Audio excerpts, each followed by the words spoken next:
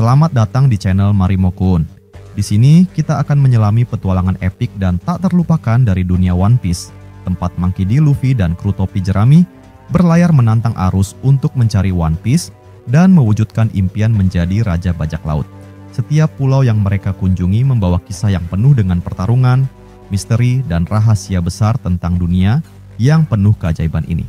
Dalam setiap video, Marimo-kun akan mengupas karakter-karakter ikonik, kekuatan buah iblis yang unik, dan strategi pertempuran dari setiap arc yang penuh ketegangan. Bersiaplah untuk menelusuri teori-teori mengejutkan dan fakta-fakta menarik yang mungkin belum kamu ketahui. Jadi, pastikan kamu sudah siap untuk menjelajahi dunia penuh warna dan petualangan yang luar biasa ini bersama kami. Jangan lupa subscribe dan aktifkan loncengnya, agar kamu tidak ketinggalan setiap update terbaru tentang dunia One Piece. Baiklah, mari kita mulai.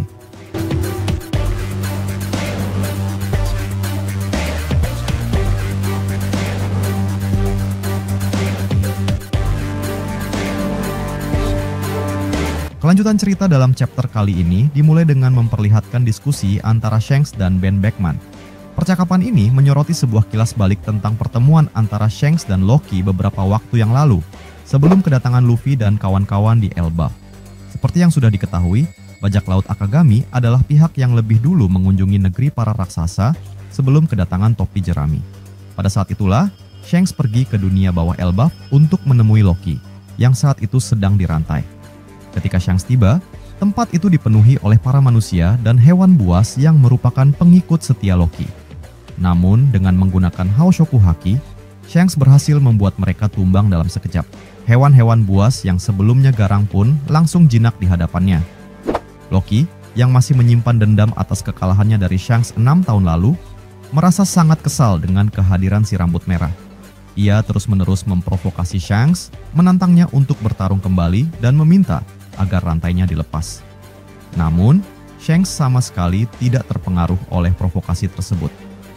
Dalam pertemuan itu, Shanks menegaskan bahwa ia datang ke Elbaf bukan untuk bertarung, melainkan karena suatu urusan penting. Kedatangan Bajak Laut Akagami ke Elbaf bukan sekadar singgah, melainkan memiliki tujuan tertentu. Setelah menyadari bahwa provokasinya sia-sia, Loki mulai berbicara lebih tenang. Ia pun bertanya kepada Shanks tentang satu hal yang selama ini mengganjal dalam pikirannya. Mengapa setelah dikalahkan 6 tahun lalu, dirinya tidak langsung dihabisi oleh Shanks? Mengapa ia malah dikembalikan ke Elbaf? Shanks kemudian menjelaskan bahwa ada 2 alasan utama. Pertama, Loki adalah seorang pangeran Elbaf, sehingga hukuman yang pantas untuknya seharusnya ditentukan oleh para raksasa Elbaf sendiri. Oleh karena itu, Shanks memilih untuk mengalahkan Loki, lalu menyerahkannya kembali kepada bangsanya. Dengan cara ini, Bajak Laut Akagami dapat membangun hubungan baik dengan kerajaan Elbaf. Bisa dikatakan, Elbaf memiliki utang budi besar kepada Shanks karena sikapnya yang menghormati tradisi dan aturan mereka.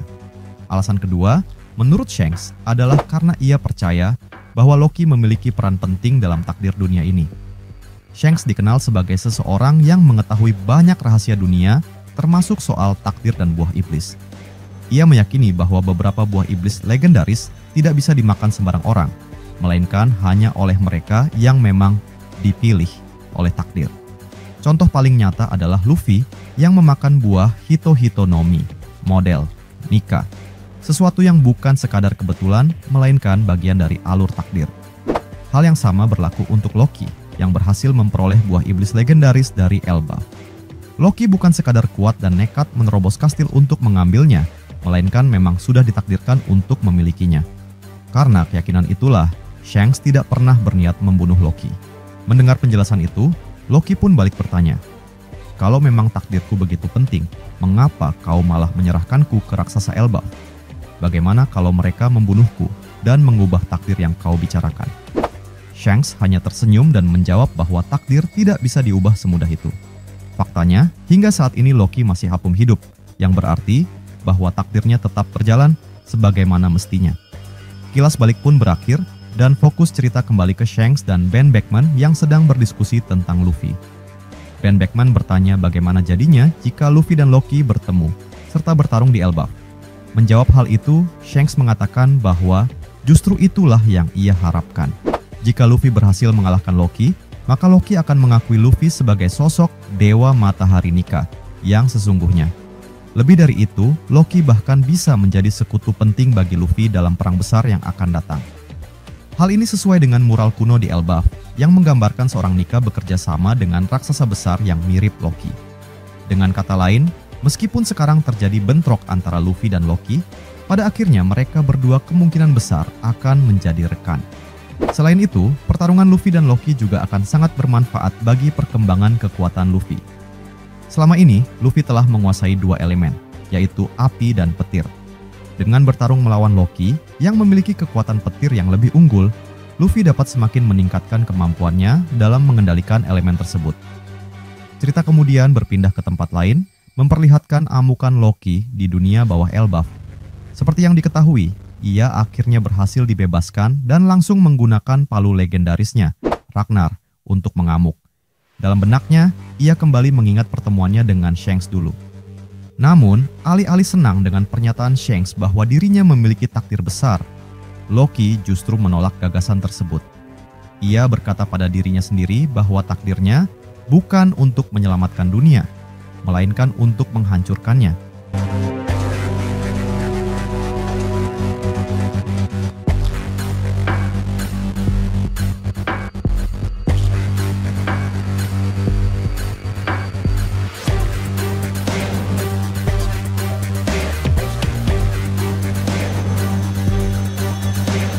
Di tempat lain, cerita juga menyoroti pergerakan pasukan revolusi yang sedang berusaha menghancurkan kapal-kapal suplai di dekat Red Line.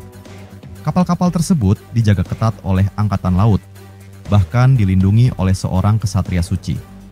Dragon dan Sabo sendiri sedang berada di lokasi lain untuk menghadapi Galing dan Shamrock. Sementara itu, Ivankov mempelajari data rahasia tentang kesatria suci yang berhasil diperoleh dari mata-mata pasukan revolusi di pemerintah dunia. Salah satu informasi yang mengejutkan adalah tentang kemampuan Abyss, sebuah lingkaran sihir yang memungkinkan teleportasi dan pemanggilan sekutu. Hal ini bisa menjadi ancaman serius bagi pasukan revolusi karena kesatria suci bisa dengan mudah memanggil bantuan saat mereka terdesak. Kisah kemudian berpindah ke Pulau Langit Buatan, Weatheria, di mana Vegapunk gabungan bertemu dengan Haredas dan Lindbergh. Dalam diskusi mereka, ada 4 topik utama yang dibahas. 1. Bahaya yang ditimbulkan oleh York dan Mother Flame. 2. Aliansi baru antara Vinsmoke Judge, Caesar Clown, dan Cross Guild. 3. Dampak dari siaran Vegapunk yang membuat dunia menjadi kacau. Dan 4. Rencana penelitian besar oleh Vegapunk gabungan. Lindbergh kemudian menyampaikan pesan dari Dragon yang memerintahkannya untuk merebut Mother Flame dari Pulau Egghead agar tidak jatuh ke tangan pemerintah dunia. Di akhir chapter diperlihatkan seorang mata-mata misterius yang tengah mengamati pertarungan Luffy dan Loki dari kejauhan. Ia terlihat sedang menggunakan Denden Mushi melaporkan bahwa Pangeran Elbaf telah bebas dan sedang bertarung melawan Yonko Luffy. Identitas mata-mata ini masih belum jelas. Apakah ia berasal dari pemerintah dunia, Angkatan Laut, Bajak Laut Blackbeard, atau pihak lain? Namun, satu hal yang pasti, laporannya akan membawa dampak besar bagi alur cerita selanjutnya.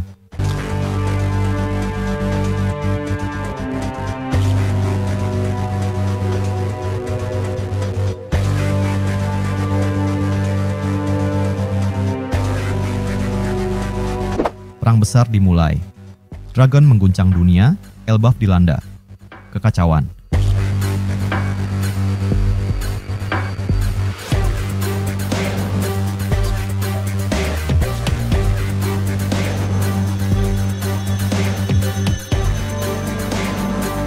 Saat ini, Monkey D. Dragon akhirnya bergerak secara terang-terangan, mengungkapkan dirinya ke dunia, dan memancing keluar kesatria suci, termasuk Vigarland Garling, salah satu tokoh terkuat di pemerintah dunia. Dengan rencana besar yang mulai terungkap, pertarungan besar melawan pemerintah dunia semakin dekat, dan pasukan revolusi kini telah mengambil langkah yang tak bisa dibatalkan. Di saat yang bersamaan, Loki, Pangeran Elbaf yang telah lama dikurung, akhirnya dibebaskan. Namun, kebebasannya menimbulkan pertanyaan besar. Apakah ini akan menjadi kesalahan fatal bagi Elbaf atau justru membawa perubahan besar bagi dunia? Di tengah kekacauan yang melanda negeri para raksasa, Skop Pergaban kembali ke medan tempur, menghadapi seorang kesatria suci yang pernah bertarung dengannya dalam insiden legendaris God Valley. Tak hanya itu, sebuah fakta mengejutkan mulai terungkap. Silvers Rayleigh, sosok yang selama ini dianggap netral, ternyata memiliki koneksi rahasia dengan pasukan revolusi. Aliansi ini merupakan sebuah kejutan besar yang sebelumnya tak pernah diduga. Sejak lama, Rayleigh dan Dragon telah menjalin hubungan dalam bayang-bayang, bekerja sama dalam strategi yang melibatkan berbagai pihak dari generasi lama hingga yang baru. Bahkan, tindakan Rayleigh yang menyelamatkan Luffy dan kru topi jerami di Kepulauan Sabaody bukan sekadar kebetulan, melainkan bagian dari rencana besar yang telah dirancang Dragon. Di kapal utama pasukan revolusi, Wind Granma, Dragon berdiri dengan penuh keyakinan, sementara di belakangnya, armada kapal lainnya ikut berlayar. Ini bukan sekadar gerakan biasa, ini adalah deklarasi perang terbuka terhadap pemerintah dunia. Bahkan Emporio Ivankov yang ikut berada di kapal yang sama sempat mempertanyakan keputusan besar ini. Apakah kita benar-benar yakin dengan langkah ini? Bukankah ini sama saja seperti mengundang kematian? Tanyanya dengan nada khawatir. Namun, Dragon hanya tersenyum, mengatakan bahwa semua ini sudah direncanakan dengan matang. Ia memang sengaja mengekspos pergerakan pasukan revolusi dengan tujuan utama memancing kesatria suci keluar dari Mary Goyce. Strategi ini terbukti berhasil. Shamrock, salah satu pemimpin kesatria suci, mendapat panggilan darurat dan segera menuju Elbaf. Vigeland Garling, seorang tokoh yang sangat berpengaruh, juga dipaksa untuk turun tangan. Dengan kata lain, Dragon berhasil membuat pemerintah dunia bereaksi, sehingga mereka tak bisa lagi hanya bersembunyi di balik kekuasaan mereka. Namun, Ivankov semakin cemas. Ia menyadari bahwa bukan hanya kesatria suci dan Garling yang akan bergerak, tetapi juga angkatan laut. Pemerintah dunia hampir pasti akan mengerahkan Akainu untuk mengirim pasukan terbaik mereka demi menghadapi revolusi ini. Akan tetapi, Dragon tetap tenang, seakan sudah memperhitungkan segalanya.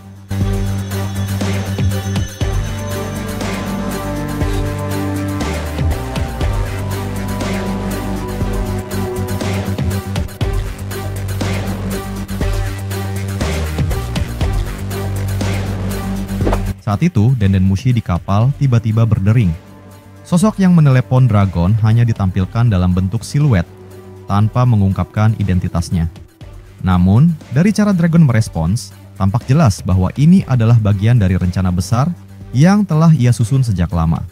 Apapun yang telah disiapkan oleh Dragon dan sekutunya, dunia akan segera menyaksikan peristiwa yang akan mengguncang seluruh sistem yang telah ada. Di tempat lain, Rayleigh terlihat sedang berlayar di New World, membaca koran yang memuat berbagai berita mengejutkan. Salah satu berita yang menarik perhatiannya adalah tentang kehancuran Barto Club di tangan bajak laut Akagami. Dengan santai, Rayleigh hanya menggelengkan kepala, mengomentari bahwa Barto telah membuat kesalahan besar dengan menantang kehormatan Shanks. Meski Shanks memiliki hubungan baik dengan Luffy, hal itu tak berarti bahwa ia akan membiarkan siapapun meremehkan bendera bajak laut Akagami. Tak hanya itu, Cross Guild juga menarik perhatian Rayleigh. Organisasi yang dipimpin oleh Buggy, Mihawk, dan Crocodile ini berkembang pesat dengan semakin banyak eksekutif baru yang bergabung. Rayleigh bahkan tertawa mengingat bagaimana Buggy yang dulu hanyalah seorang bocah sial kini telah menjadi Yonko, sejajar dengan Shanks. Namun, satu hal yang membuatnya penasaran adalah kenapa Mihawk dan Crocodile mau mengikuti Buggy. Ada sesuatu yang janggal di sana. Tapi yang paling membuat Rayleigh berpikir adalah berita soal pasukan revolusi. Ia menyadari bahwa ini bukan lagi konflik kecil, melainkan perang besar yang akan mengubah dunia. Sebelum semua ini terjadi, Dragon sempat menghubunginya dan meminta bantuan. Namun saat itu Rayleigh tak bisa ikut serta, karena ia telah menerima panggilan dari Skopper Gaban untuk datang ke Elbaf. Fakta bahwa Rayleigh memiliki hubungan dengan pasukan revolusi adalah sesuatu yang mengejutkan. Selama ini, ia telah menjadi sekutu rahasia Dragon, bekerja dalam bayang-bayang demi mencapai tujuan yang lebih besar. Di Elbaf, kekacauan semakin tak terhindarkan. 3 kesatria suci, Gunko, Somers, dan Gillingham, memulai serangan mereka di sekolah Walrus. Namun, mereka tidak bisa seenaknya saja menguasai medan perang, karena orang-orang kuat mulai berdatangan untuk melawan mereka. Franky, Robin, Chopper, dan bahkan Skopper Gaban sendiri sudah tiba di lokasi pertempuran. Dalam pertempuran itu, Skopper Gaban berhadapan langsung dengan Somers, salah satu kesatria suci paling senior dan kuat.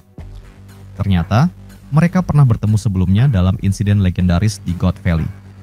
Kita pun dibawa kembali ke masa lalu, melihat bagaimana Gaban di masa mudanya bertarung dengan penuh semangat, menggunakan teknik-teknik yang bahkan mampu membuat para kesatria suci dan bajak laut Rhox kerepotan. Kembali ke masa kini, Gaban yang kini telah menua masih menunjukkan tarikan serangan yang luar biasa. Ia langsung menyerang Sommers dengan teknik Yasuoke, serangan khas yang dulu ia gunakan melawan Luffy di Kastil Walrus. Sommers berhasil menangkis serangan pertama, tetapi ternyata itu hanyalah serangan tipuan. Dalam hitungan detik, Gaban melancarkan serangan yang lebih kuat, menghantam Sommers hingga terpental dan menghancurkan pohon raksasa di sekitarnya. Namun, pertarungan belum berakhir. Sommers tidak menyerah begitu saja. Kali ini, ia memutuskan untuk menggunakan kekuatan Zoan mitologi miliknya, berubah menjadi bentuk sejatinya. Sayangnya, kita belum diperlihatkan wujudnya secara langsung. Sementara itu, di dunia bawah Elbaf, Loki yang baru saja bebas mulai menunjukkan niatnya untuk membalas dendam. Uniknya, banyak penduduk Elbaf justru tidak menyukai Loki, mengingat semua masalah yang ia ciptakan di masa lalu. Di saat yang bersamaan, bajak laut Giant Warrior yang sedang berpesta juga mendengar kabar kekacauan ini. Mereka segera bergerak menuju medan perang, membawa serta Sanji, Brook, dan Jinbe. Namun, sebelum mereka pergi, seorang raksasa datang dengan berita mengejutkan. Loki telah bebas dan berada di dunia bawah. Dengan banyaknya pihak yang terlibat, pertarungan besar di Elbaf kini semakin tak terhindarkan.